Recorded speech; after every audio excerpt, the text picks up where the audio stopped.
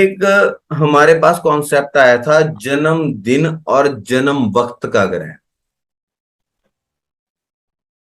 ठीक है। हम्म। जन्म वक्त का ग्रह वो हुआ जो ग्रहफल का है।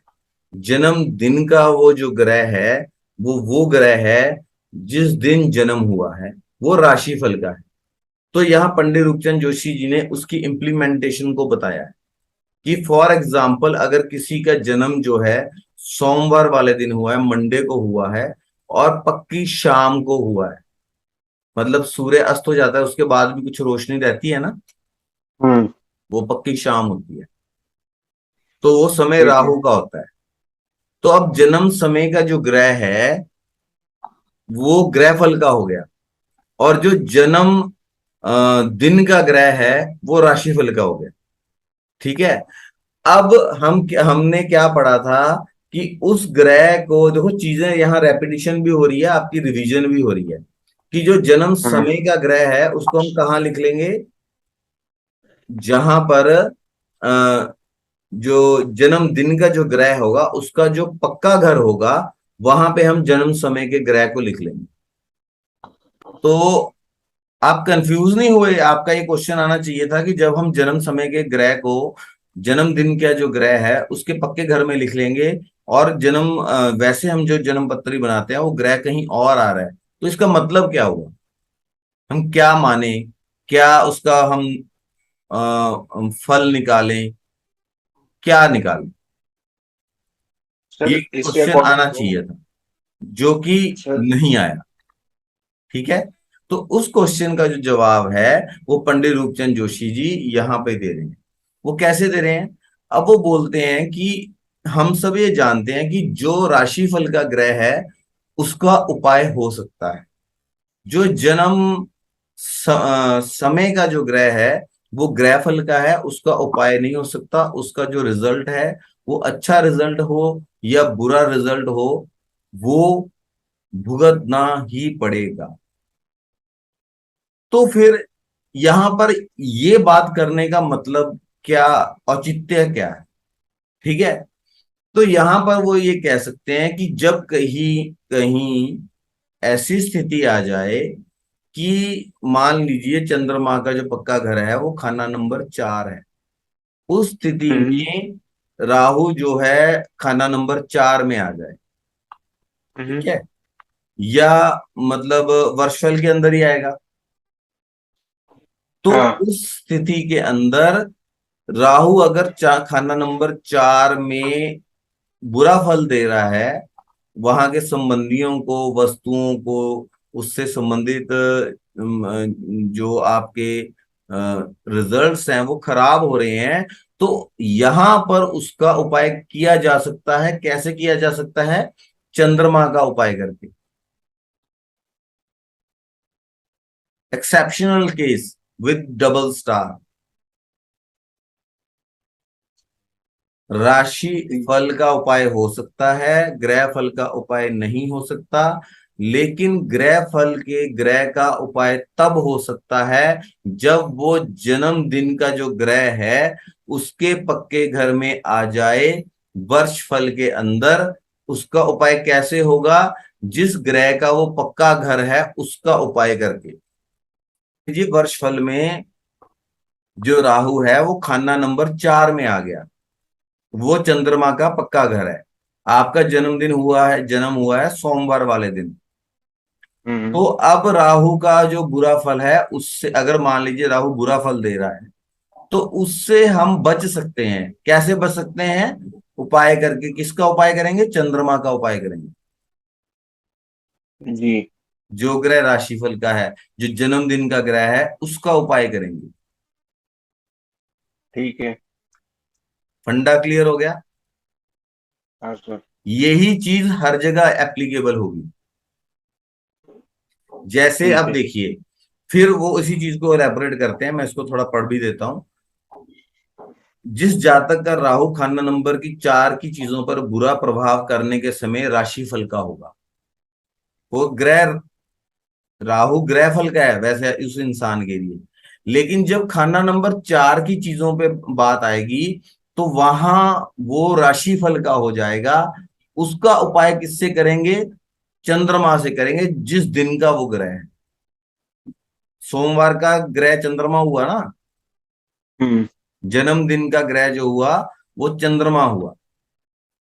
फिर वो आगे लिखते हैं, अब आप देखिए जो सेकंड पैरा में सेकंड लाइन पे, ख्वा चाहे वह ग्रह जन्म समय का राशि फल का न भी हो, लेकिन अगर जन्म समय का ग्रह जन्म के हिसाब से जो भी आए, ऊपर की मिसाल उदाहरण के अनुसार हर माह खास खास घर राशि फलों में आ जाए, तो दिया हुआ उपाय मददगार होगा।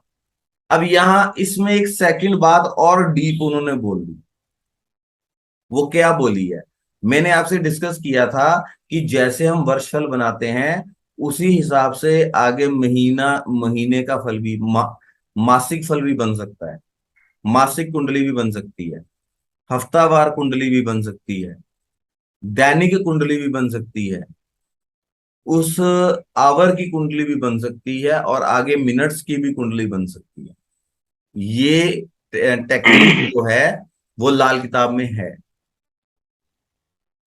ठीक है। ठीक है। अब मान लीजिए वर्ष फल में, मान लीजिए राहु जो है वर्ष फल में नंबर 4 में नहीं आया, हम्म। लेकिन जब हम मासिक कुंडली बनाएंगे तो किसी महीने में वो नंबर 4 में आ गया, तो हम चंद्रमा का उपाय करके उसके बुरे फल से बच सकते हैं। ठीक है। ठीक है ना? हम्म। ये चीज मैं आपको आगे आगे ये चीज सिखाऊंगा कि मासिक कुंडली दैनिक कुंडली कैसे बनती है। वर्षफल की कुंडली बनाने के बाद हम मासिक कुंडली भी कैसे बनाएंगे, दैनिक कुंडली भी कैसे बनाएंगे, हफ्ते की कुंडली भी कैसे बनाएंगे। जब हम वर्षफल में, एग्जाम्पल दे देता हूं, जब हम वर्षफल में इसको सूर्य को चलाएंगे तो मासिक कुंडली बन जाएगी। ठीक है। ठीक है। ऐसे ही हम अलग अलग ग्रह को चलाकर हफ्तावार कुंडली, दैनिक कुंडली और घंटा घंटा कुंडली जिसे हम बोलते हैं, आवर बोलते हैं, और मिनट कुंडली भी बना सकते हैं। ठीक है। ठीक है। अब मान लो आपका राहु इस कंडीशन को फुलफिल नहीं कर रहा है, लेकिन जब मासिक कुंडली बनाई तो किसी महीने में वो फोर्थ हाउस में आ गया, है ना? हम्म। अब 12 खाने हैं, 12 महीने हैं, जब हम मासिक कुंडली बनाएंगे तो किसी महीने में तो चौथे घर में आ ही जाएगा। हाँ।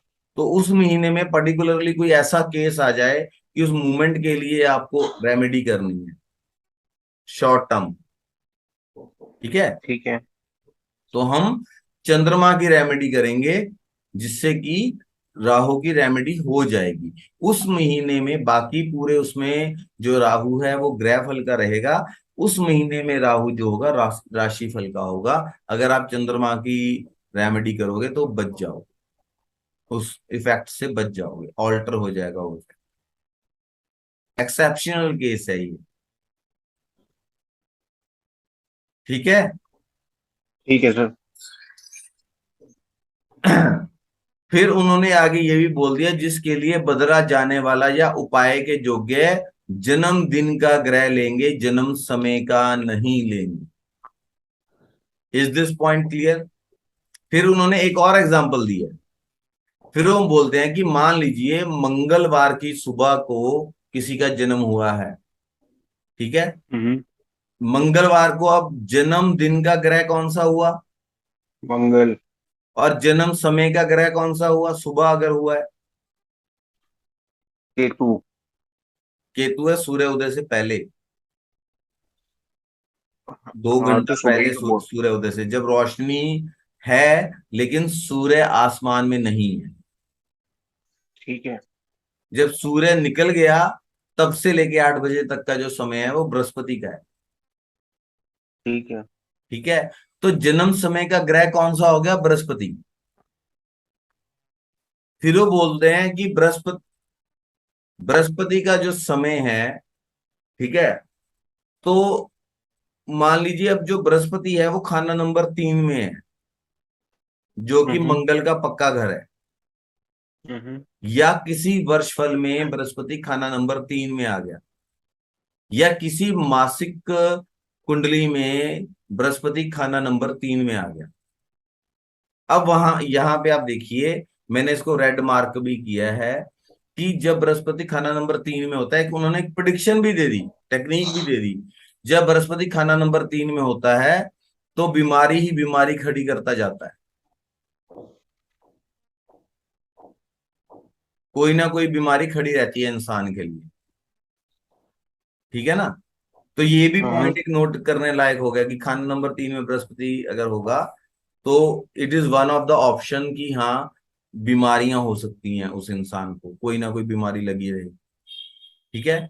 तो उन्होंने बोला कि अब मंगल जो खाना नंबर 3 है वो किसका पक्का घर है? मंगल का पक्का घर है, और जन्मदिन का ग्रह है मंगल। तो इसका मतलब क्या है कि जो ग्रह फल का ग्रह है बृहस्पति, उसका अब उपाय किया जा सकता है। किससे किया जा सकता है? मंगल का उपाय करके।